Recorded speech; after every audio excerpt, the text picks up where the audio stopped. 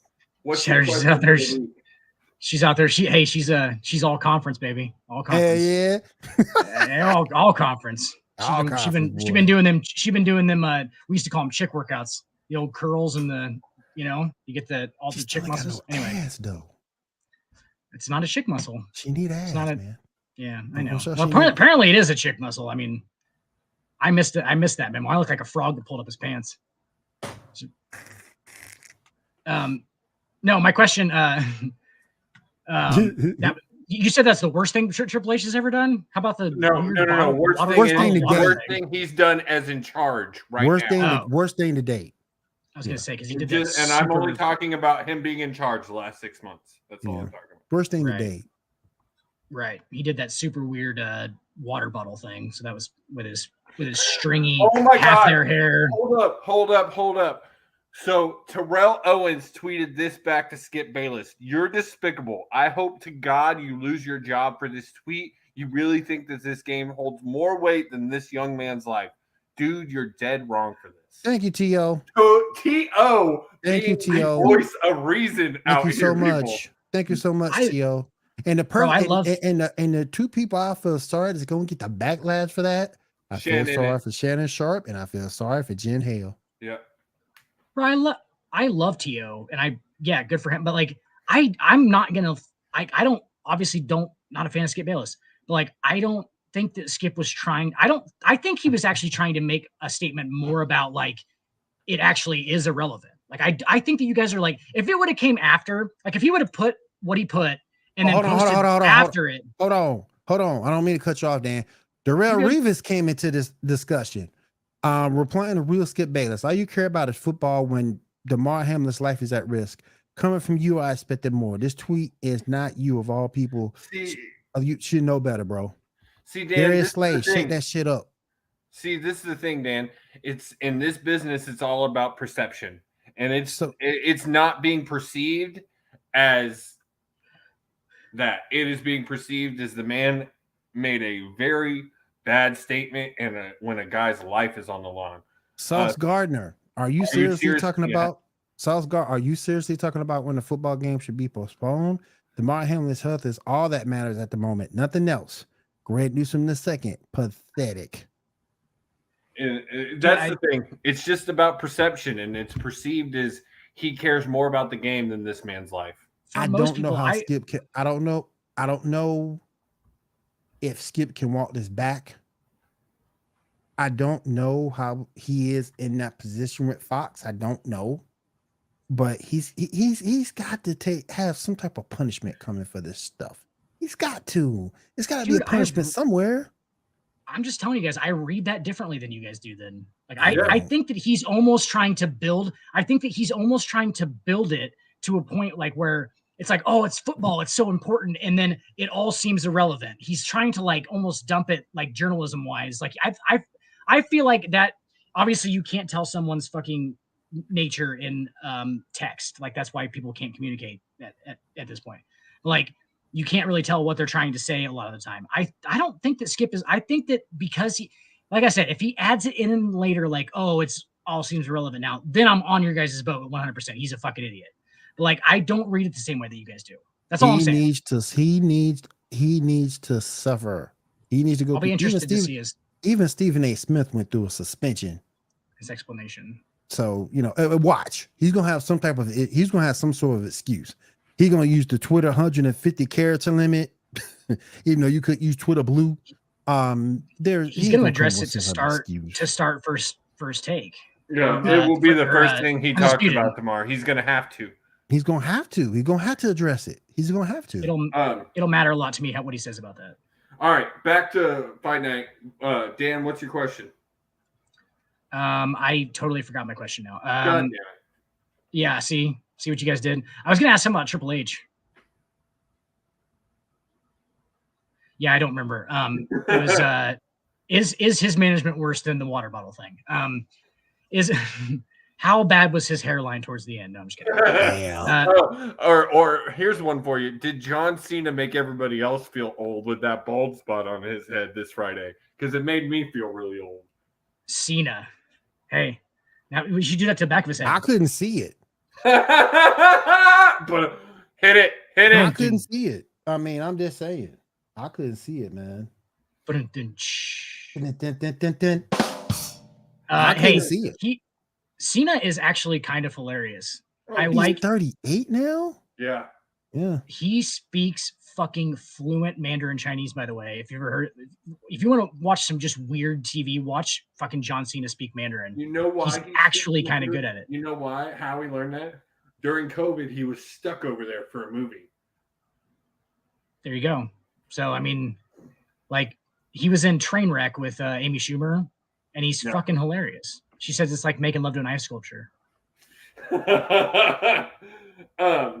It's fantastic. Dan, come up with a question. Damn it! Ruined the segment. I don't have a. I had one, and then you guys fucking started talking about Skip Bayless, and that's exactly what he wanted us to do. Yeah. Now we're on his fucking lizard radar. Good job. No, I've been on his lizard radar for me and Tony have been on his lizard radar for a long time. We actually want him on the show. Best non actual professional wrestler to actually do professional wrestling. Oh, actually, that's a great question because we were talking. Will, when we did Fight Night last week, we talked. Just thought of it. Talked about Rookie of the Year and stuff, and I think we kind of missed one. So, as far as celebrities coming in to professional wrestling, it's usually not done well. You look at guys like Snoop Dogg, and their Shaq. There's several to go on and on and on and on. Stephen Amell did well. Stephen Amell did well, but he's gonna be on my list of the few, and there's a reason why. Stephen Amell, Bad Bunny, and one of the guys I think could be talked about for Rookie of the Year, even though I hate him personally, I think he's a trash human being, but that's Logan Paul. I'm never gonna say that. I ain't never gonna put him in an award to win anything. He's trash. I agree with you 100%, Will, but we have talked about how he has been a good pro wrestler. Every match he has been really good, and that is because he's put in the work for it. And it's the same with Amell. Amell put in the work. Bad Bunny put in the work. Well, I think it starts with him just being naturally talented athletes. And it does. It does. Paul clearly is. That does have something to do with it. I would say Amell and Paul have that naturally. Bad Bunny's not known for being an athlete, which it's having the respect for it and going to school and learning from someone who knows. Logan Paul trained with HBK. Bad Bunny trained with Miz. And Amell trained with Cody Rhodes. They all had actual pro wrestlers, good pro wrestlers, what to do. Teaching them. Yeah. How about, and this is not really on this, it is kind of the same thing, but it's not. Like movie portrayal of professional wrestlers. Mickey Rourke. What do you think about Mickey Rourke's performance? Greatest portrayal I love of Mickey a pro Rourke. wrestler in film ever is Mickey Rourke and the Wrestler. Especially based on DDP, isn't it? Lightly. Yeah. The thing about that kind of looks like him. Well, the thing about that is the wrestler really focused on a guy who was an indie wrestler his whole life. He never got to the big picture. Yeah, there was no. Yeah, he wasn't like an actual famous wrestler. Yeah, he was doing the dirty work. And where Diamond Dallas did at 35 become a pro wrestler for WCW, and at 40 won a title for them. Yeah, that's crazy. One of the oldest ever, other than Ric Flair.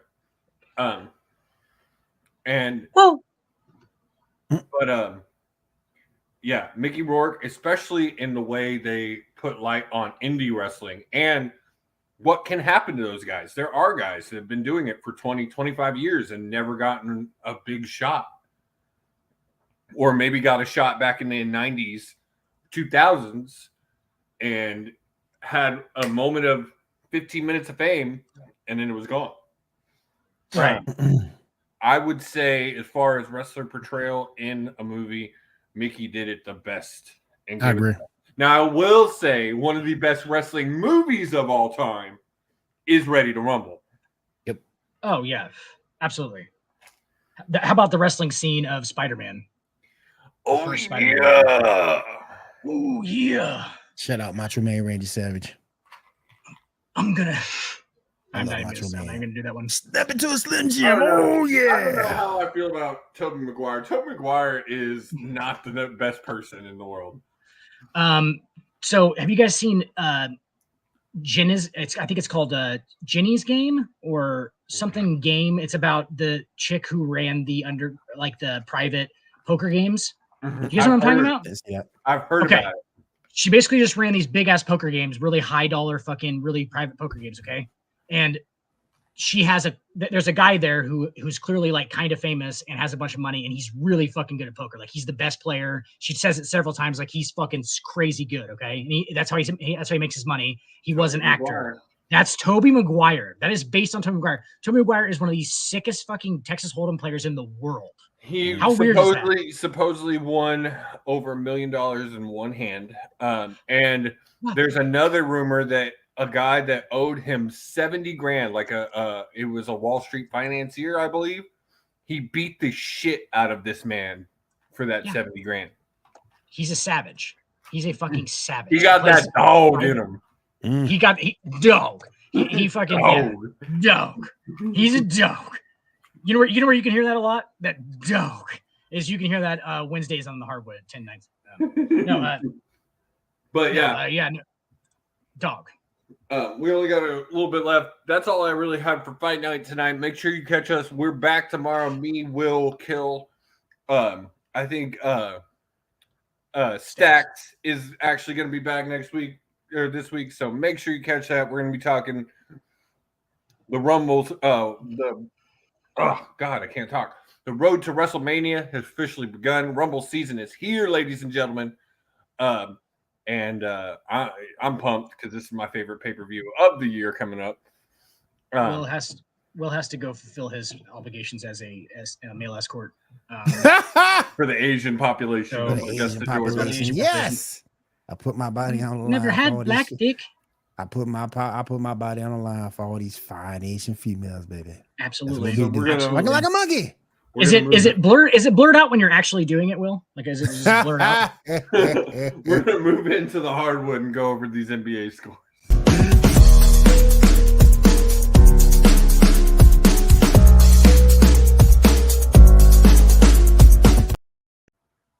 We're gonna go over one NBA score. Hey, real quick. I got him up right here. There's a surprise going on with the Hawks. Hawks up on Golden State, 95-94. Golden State's terrible right now. They don't have staff or anybody. Jordan Poole's best player on that team right now. Got the Trailblazers over the Detroit Pistons, 91-74. You got the Heat over the Clippers, 67-49. Knicks winning 102-83 over the Suns today. Man, 7 must be hurting. Lakers get a win over the Hornets, 121-115. Cleveland Cavaliers beat the Chicago Bulls in overtime, 145-134. The Indiana Pacers get a win against the Toronto Raptors, 122-114. The Philadelphia 76ers get a win over the Pelicans, 120-111. The Brooklyn Nets still winning. I think it's 12 in a row, 139-103 over the Spurs. The Rockets going down to the Mavericks, 111-106. And finally, the Minnesota Timberwolves get a win over the Denver Nuggets, 124-111. I get it now, Will. This is why you don't want to talk about it. Talk about what? 145-131, the Cleveland Cavaliers over the Chicago Bulls. Bro, Donovan Mitchell had 71 points. We saw 71 in a game. Who gonna guard him? The Bulls have no one that can guard him. He went 22 of 34 from the floor. Lonzo was out hurt. Lonzo out hurt. Caught his own intentional missed free throw at the end of the first overtime and threw up a circus shot to send it into a second overtime and ended up having 13 in the second overtime to get to 71 points, the third most in NBA history. That's what I'm saying. Who from the Bulls is going to guard him? Who? He had 71, 11 assists, and 8 Who rebounds. from the Bulls is going to guard the man? The Bulls have no point guard that can guard him. So full of storylines, Will, for you to just chew on. Zach LaVine, your not boy, had fucking 26 points. Oh, sorry, it was DeRozan. I'm sorry, I eat my words. He had 26. Levine had 26. Went fucking kind of shitty, actually. You're probably right. It doesn't really prove anything. DeMar DeRozan had 44, but 71 points out of Donovan Mitchell, who I've said on the show several times is going to guard the man. There's no top 5 in the NBA. There's no point guard that can guard him on that Bulls roster. They let him out of. Lonzo was hurt. Lonzo ain't coming back this year. That's my opinion. He ain't coming back this year.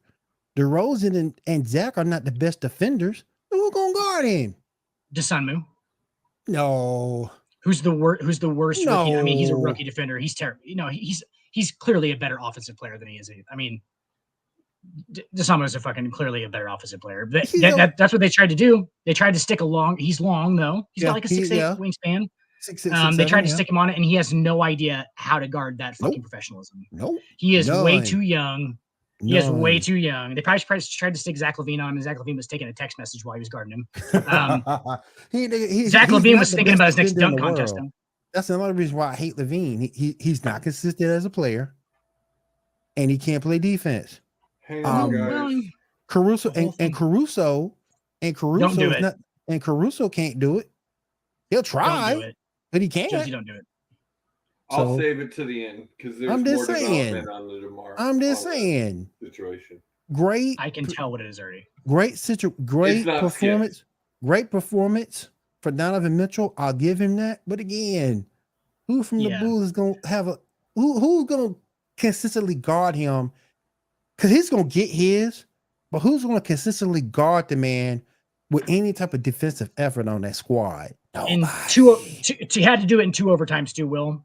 He broke the franchise scoring record, which I don't know if you guys know who was held by before. The Cleveland Cavaliers single game scoring record was held by a guy named LeBron James. I've said it on every show. Yep. So it was held by LeBron James.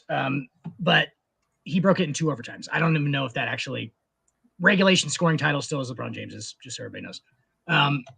Because he had 50, I think Donovan had 53, I think, at the end of regulation. He had 58, and then he scored 13 in the second overtime, 71. So they had a lot more minutes. Donovan Mitchell played 50 minutes in the game. So that's more than an actual regulation game. So, that's all I got. What's the, he didn't die, did he? No, he didn't die. Okay, good. So the report is that based on a variety of reports, the NFL did not make the decision to suspend the Bengals-Bills game. Rather, players, captains, and coaches from both teams who had witnessed Bill's safety Damar Hamlin get CPR treatments said they would not continue. So they forced the NFL to cancel it. Yeah, they basically said we're not going to play. And if that's the case, fuck you, Roger Goodell. And shout out to those players for standing up. And shout out to those players for standing up for themselves. Shout out to the players. Right. I'm also going to be the voice of reason here and say that we don't know what information anybody had. It's all knee-jerk reaction. If he has, a whole day to make that decision and still tries to play the game, then we can tell him to go fuck himself. But we can't jump to conclusions and just say that they just had all the information on it. Yes, that is their job to do. So he's not very good at his job. Who knew? But I did. Exactly. But we can't just jump all over everybody. Susie Colbert's probably going to get ripped. I don't think the Skip Bayless thing was. I think that might have got misconstrued. I still need to see that comment because I have not seen the Susie Colbert comment. Yeah, I haven't seen anything else on Susie Colbert, so I don't know what's up with that. Yeah, but I'm right though. But I'm right though. Brooklyn has one. But I'm right though. Brooklyn has won 12 straight. Brooklyn is the weirdly most dangerous team in the NBA. They're the most dangerous team in the NBA. Real quick, Dan. I agree. You wanted to talk about this last week, and I had to leave because my daughter wouldn't go to bed. Harden possibly coming back to the Rockets. The Twilight tour. Yeah, nobody's gonna since he's just trying to And this is my only thing. And I've said this on this show. I do believe not that we're gonna be in the playoffs or anything like that, but I do believe to take this team to the next level, because I think the rookies that they've got, Jalen Green, Kevin Porter Jr., sophomores. Good. I think they could benefit from a veteran like Harden. You don't talk enough about Jalen Green. I mean, that's the first time I've ever even heard you say Jalen Green on the show. I know, right? Jalen Green's a fucking dog. Yeah, a dog for you right there. This is why I don't talk about the Rockets a lot, because they still are garbage. They're one of the worst teams in the league. But the highlight of that team is Jalen Green and Kevin Porter Jr. As long as he's healthy. Harden had 27. Harden had 27 tonight, but Alfred Sengun, your starting center, is actually a prototype starting center for the NBA right now. He can pass. He's long. He is very good offensively. He shoots threes. Like, you guys have a lot of fucking talent. There's talent there. Kenny Martin Jr. is a good player.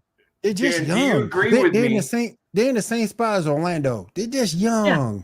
They just don't know what they're doing. Yeah. Do you agree with me, Dan? So, as a Twilight Tour, having Harden for a season or two, you don't think he's the vet to do it? They need a vet. They need a veteran. Think he does anything.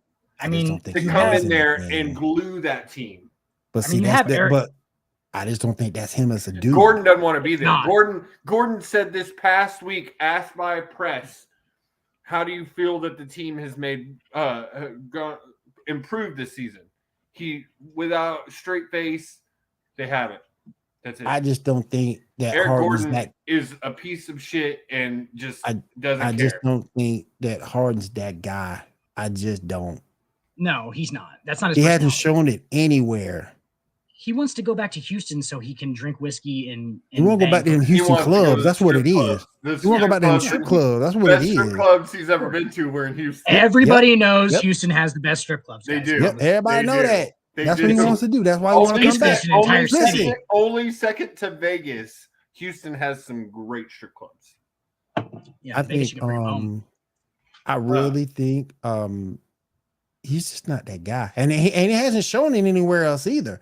I mean, he had 27 tonight, but he just doesn't show that leadership quality. James Harden's got a lot of quit in him. Yep, a lot of quit. A lot of quit. What I'm surprised on the Rockets side, with the way how he left the team, refusing to play, forcing the trade, all of that, why would you even consider taking him back? Consider bringing him back? Because I mean, have you seen that beard? I mean, and he'll get every shot. The strippers are begging the Rockets to bring him back. Every shot. Their money has been cut in half since he left. That's what it is. Absolutely. And he'll get every shot on that team. Every shot. He'll have the green light. It's rumored that James Harden went to the Virgin Islands, and now they're just called the Islands. And on that note, no, Jalen Green. The only part about Jalen Green is a fucking terrible shooter. Yeah, he reminds me of like a smaller. He's like John Morant, who with like less shooting ability. He's a slasher though. He's a great slasher. He's a good guard, but he's not a good shooter. He's a slasher, and he gives you effort on defense. If his shooting improves, he's gonna be up there in the he just athletically. There's not a whole lot of dudes like him. There's a couple. John Morant's one of them that are.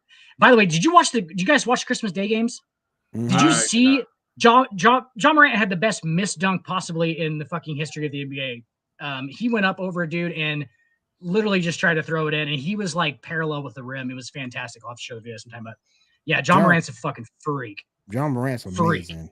All right, yeah, he's a freak. I said when he came out in the draft, he was going to be the best in that draft, and a lot of people laughed at me, but I still think he's going to be the best player in that draft. I think that he is now for sure. It's still to be seen because I think weirdly, there's not a whole lot of guys with more potential than John Morant, but I think Zion Williamson is one of those guys that has more potential than John Morant, and that's hard to say because John Morant is untapped potential. But Zion could still be better. Quick, I think. Before we go, I'll be right back. Real Skip Bayless on Twitter. Oh, wait. Real Skip Bayless, and then we can roll on this. And he put this on Twitter. Nothing is more important than that young man's health. That was the point of my last tweet. I'm sorry if that was misunderstood, but his health is all that matters. Again, everything else is irrelevant. I pray for him and will continue to. Again, boy, you want to talk about people lighting him? Yeah, but Dan, would you say he should have read that tweet and seen that it may not have been? It's not worded the best. Yes, he should have reread it. People at the he time went a little did. bit too artsy with it, is what he did. He went a little bit too journalism artsy with it and tried to like make it like a novelist type of paragraph where he was like, oh, this is important and important and important, and it seems irrelevant because he's trying to add relevancy to the health thing by making the rest of it important, and then he drops that at the end as like a, oh, but it's not important. I think that's what it was, and that's how I read it from the beginning, and that's what I'm trying to tell you guys. And I think that's what he's trying to say right there. Is that he's trying to like build up the importance of the game, but then go, it's not important though because this dude almost died. I think that's really what he was trying to say, honestly. Well, and on that if note, he tweets it afterwards, you know. And on that note, we're going to call it a night. Thank y'all for joining us tonight on another episode of the Sports Report. Make sure you catch all our shows this week. You got me, Will, 7 Stacks tomorrow, Fight Night. You got Dan and Stacks Wednesday, Hardwood. You got, I don't think we're going to have After Dark this week. After Dark is on the off-season hiatus. After Dark off-season hiatus. We'll be back soon. And then, as said earlier, World Super Bowl watch party, February 2nd. We're also, I don't have the video yet, but we're going to be having a Royal Rumble watch party January 28th. Make sure you tune in for that. And then there's talk about one for the national championship. So make sure you keep your eye on the Sports Report Facebook page, Twitch, YouTube for all that information. Thank you guys for joining us tonight. Again, we got to say our hearts and thoughts are with Damar and hope that everything is okay. As we find more news, we will be posting it on the Facebook page, so make sure you check it out there. Don't overreact. Don't overreact. And then one more time to our boy, Stephen Weaver, we miss you. We love you. Rest in peace, bro. I always wanted to have you on the Sports Report, and I was planning on doing it this year. I'm actually going to take a piss holding my laptop. The Weaver right here. rule. The Weaver rule will forever be a thing. Commercial break. All right. We're going to remember him. Thank you, guys. Y'all have a great night, and we'll see y'all tomorrow night. Shut up, Erica. Even when you feel low, you can still go. Even when you feel slow, you can still go. Even when there's no hope, you can still go. I never answer to no, man, I still go. Go, go, go, go, go, go.